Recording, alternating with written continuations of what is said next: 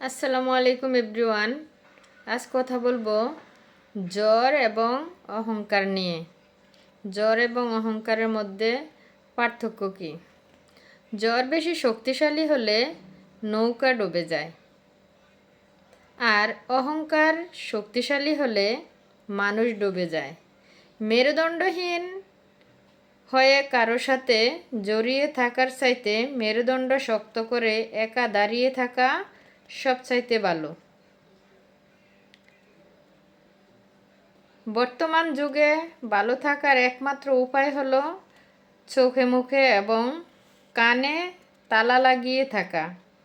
নিজের ব্যক্তিগত কথা যতক্ষণ নিজের মধ্যে রাখতে পারবেন ততক্ষণ সেটা ঔষধ, আর ছেড়ে দিলে সেটা বিষ। আমি মধু কিংবা বিষ দুটোই, তবে এর স্বাদ আপনার ব্যবহারের উপর ডিপেন্ড করে। নিজের পায়ে যতক্ষণ শক্তি আছে ততক্ষণ দৌড়াবেন, শক্তি কমে গেলে হাঁটবেন, তবুও অন্যের পা ধরে চলার চেষ্টা করবেন না। রেগে যাওয়ার আগেই নিজেকে সামলানোর চেষ্টা করুন, কারণ মনে রাখবেন প্রতিটা রাগেই জীবন থেকে কিছু না কিছু কেড়ে নেয়। যে মাছে কাঁটা বেশি সে মাছের স্বাদও বেশি, আর যে ব্যক্তি সৎ বেশি তার জীবনে কষ্টও বেশি। সুসম্পর্ক বজায় রাখার জন্য শুধু একটাই শর্ত,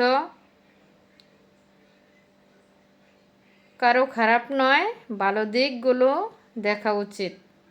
কিছু পরিস্থিতি এমন হয় সেটা থেকে চাইলেই নিজেকে সরিয়ে নেওয়া সম্ভব হয় না, তবুও বলতে হয় নিজেকে পরিস্থিতির সাথে মানিয়ে নেওয়ার আপ্রাণ চেষ্টা করুন।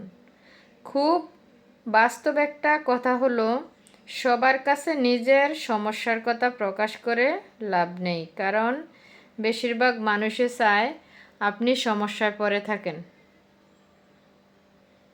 ধন্যবাদ সবাইকে।